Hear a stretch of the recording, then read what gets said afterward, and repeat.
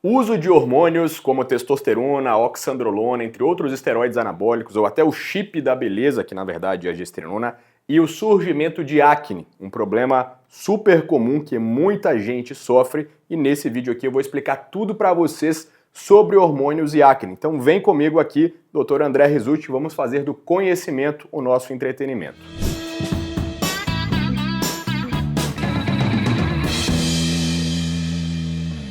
Você, médico, já deve ter atendido um paciente sofrendo de um quadro muito severo de acne devido ao uso de algum tipo de hormônio androgênico.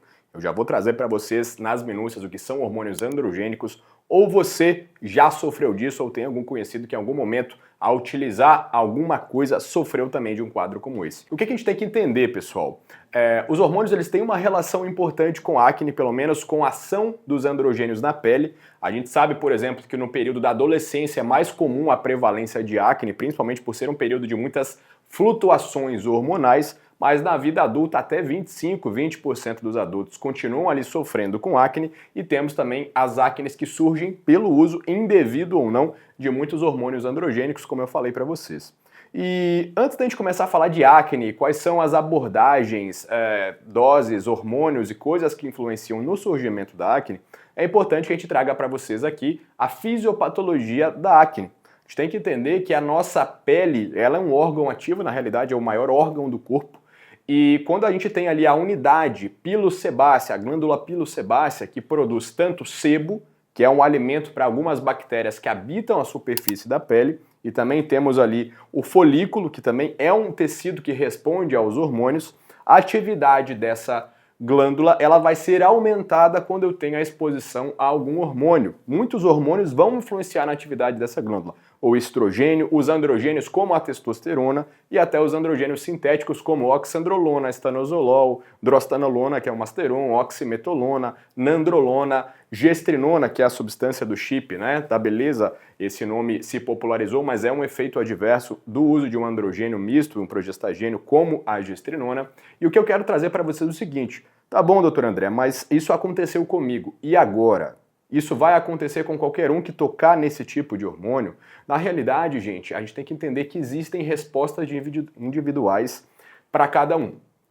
A testosterona, por exemplo, na reposição, dificilmente ela causa acne no indivíduo que a utiliza, principalmente porque a gente parte do pressuposto que anteriormente nós tínhamos deficiência e que pelo uso em uma dose fisiológica não vou chegar a uma influência muito grande no tecido da pele. Mas sim, alguns homens, mesmo fazendo reposição, podem sofrer ali com mais oleosidade na pele e, consequentemente, um pouco mais de acne. A gente tem que entender que não é só a influência hormonal que vai causar acne. A acne ela vai ter uma entidade ali um pouco mais mista. Depende do aumento da produção de sebo, ou seja, um hormônio como o androgênio vai lá no receptor androgênico na pele. Afinal, os hormônios eles atuam assim, a testosterona nos músculos, elas estimulam ali a síntese de proteína e maior construção muscular, por isso gera hipertrofia ou adaptação, aumentando ali a força se tiver treinamento. A testosterona nos rins, como vocês já viram no vídeo de hematócrito, ela atua no receptor androgênico, estimulando a produção de eritropoetina e, consequentemente, o aumento da produção de células vermelhas e o aumento do hematócrito. Vocês já viram que a testosterona no sistema nervoso central influencia no comportamento sexual, no comportamento competitivo, entre outras coisas, e na pele e nos folículos pilosos não seria diferente. Tanto é que nós temos o padrão quando nós pegamos, por exemplo, jovens, pré-púberes, antes de entrar na adolescência, que têm valores baixos. Então, tanto um homem quanto uma mulher pré-adolescente tem o valor ali de LH, FSH bem baixos e não tem um eixo ainda muito ativo.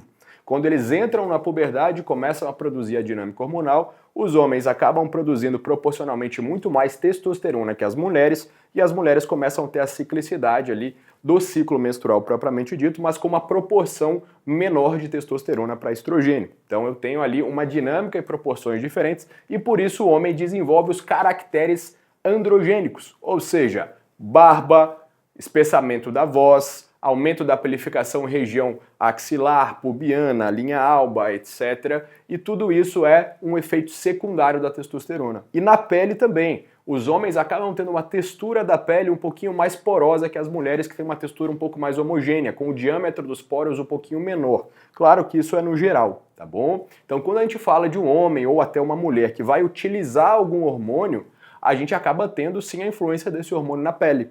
E aí que entra a questão da individualidade. Muitas vezes alguém que teve acne na adolescência, uma acne vulgar, um quadro mais grave, vai ter uma tendência maior a sofrer quando tocar algum tipo de componente na vida adulta. E isso é uma coisa muito importante para vocês terem em mente quando forem fazer a opção ou a escolha de tocarem algum tipo de hormônio como esses. Outra coisa também, a acne ela vai depender também de questões dietéticas. Se eu estou falando que o aumento da produção de sebo depende da influência, seja de uma testosterona, de uma gestrinona, de uma oxandrolona, de outras coisas, a própria dieta com uma composição diferente, tá? Tanto com mais lipídios, mas também uma dieta mais suja em carboidratos refinados, que muitas vezes vão causar mais hiperinsulinemia pós-prandial e, consequentemente, mudança em fatores de crescimento ali da pele, podem favorecer que eu também aumente ainda mais a produção de sebo. E tudo isso desregule um pouco a resposta imunológica às bactérias que habitam a pele ali, como a Propionibacterium bacteria acnes, entre outras, fazendo com que aquele ambiente fique propício a um acúmulo maior dessa bactéria, uma produção maior de sebo, produtos ali dos resíduos que essa bactéria vai acabar onerando e um produto da inflamação também que o corpo responde a isso, causando aquele aspecto ou mais avermelhado e peremiado da acne ou um aspecto mais purulento muitas vezes. E aí que a gente tem que entender, tá bom, doutor André, mas como isso é tratado? Na verdade, não é tão simples quanto parece. A gente poderia só pensar, basta retirar o agente causal. Se alguém pisa no consultório sofrendo de acne, basta tirar o hormônio, poderia ser simples assim, mas muitas vezes o quadro de acne ele acaba perdurando por mais tempo. Até porque, como eu falei para vocês, ele é multifatorial. Principalmente quando eu removo um hormônio, eu acabo tendo outros desequilíbrios também. Um homem, por exemplo, quando ele para abruptamente a utilização de hormônio, ele acaba tendo a inibição do eixo, a testosterona dele cai demais, ele pode ter um desequilíbrio de testosterona para o estradiol, as mulheres ficam um tempo ali com uma anovulação ou algumas irregularidades do ciclo menstrual e oscilações um pouco diferentes, e tudo isso corrobora às vezes para um quadro de acne perdurar mais tempo, até porque também aquela habitação ali cutânea das bactérias ainda está desequilibrada. Tanto é que algumas das linhas de tratamento vão envolver sim antibióticos tópicos ou sistêmicos. Pode-se trabalhar com clindamicina tópica, pode-se trabalhar com outros antibióticos sistêmicos como tetraciclinas, mas esses tratamentos eles vão ter efetividade apenas se o agente causal for removido, o agente causal. Mas muitas vezes, mesmo com o antibiótico, a antibiótico terapia, nós não conseguimos melhorar esses quadros.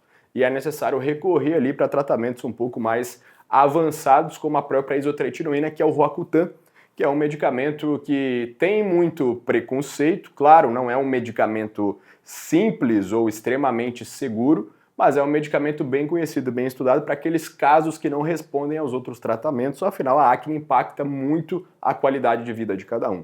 Então a isotretinoína, para quem não conhece, que é um retinoide derivado da vitamina A, ela atua ali em receptores RXR, RAR, entre outros, que fazem com que a nossa glândula pilosebácea, essa mesma que eu mostrei para vocês no início do vídeo, reduza de tamanho a atividade e, consequentemente, eu reduza ali um pouco essa questão da atividade de produção de sebo da pele, melhorando o controle da oleosidade, a proliferação consequente dessas bactérias e também existem alguns impactos ali na sinalização imunológica do nosso sistema ali na pele. Logo, é um tratamento que sim, é muito mal visto em relação a mitos do passado, tá? Superestimação de hepatotoxicidade, entre outras coisas, mas é um tratamento que obviamente tem que ter um controle muito grande por parte de um médico que entenda o que está fazendo. Então, pessoal, resumo da ópera. Mulheres que usaram o chip da Belisa, né, e a gestrinona e não puderam retirar, sofreram com quadro agudo de acne, isso é muito comum aqui no consultório. E você não pode fazer a remoção daquele implante, é mais difícil, nem sempre você consegue. Muitas vezes o agente causal vai ficar ali mais um ano, mais 9 meses, mais 8 meses. Você vai ter que saber manejar isso. Tá? Então tem antiandrogênios, que é você tentar competir com o androgênio para conseguir reduzir a ação dele na pele, como a espironolactona, por exemplo. Tá? Mas que nem sempre vai ser eficaz e dependendo da dose que se utiliza, traz outras repercussões. Vai ter antibiótico terapia tópica ou sistêmica, que tem que ter também as suas minúcias e essas coisas podem ser feitas de forma concomitante, mas muitas vezes vai ser necessário o dermatologista ou o médico que sabe atuar bem nisso, lidar com o Roacutan. Nos meus livros eu tenho um capítulo inteiro sobre acne, onde eu falo sobre Roacutan em protocolos diferentes do habitual. O protocolo padrão, geralmente, ele envolve fazer uma dose de acúmulo durante 6 meses, com doses ali diárias, e depois o tratamento é pausado. É um protocolo mais utilizado para acne vulgar na adolescência. Mas quando a gente fala de quadros de acne em outros contextos, como o uso de hormônios esteroidais, nós acabamos tendo que ter um refino maior e talvez até necessitar de doses menores por se tratar de um medicamento de acúmulo, mas que você pode acabar às vezes fazendo por um tempo maior de controle até você resolver o agente ou o quadro metabólico hormonal causal daquele quadro de acne. Então, para você que viu esse vídeo e está sofrendo de acne, algumas coisas são importantes. Primeiro, pense muito bem antes de tocar algum tipo de agente do tipo, principalmente se você teve um histórico de sensibilidade, bastante acne na adolescência ou até que se perpetua na vida adulta, tá bom?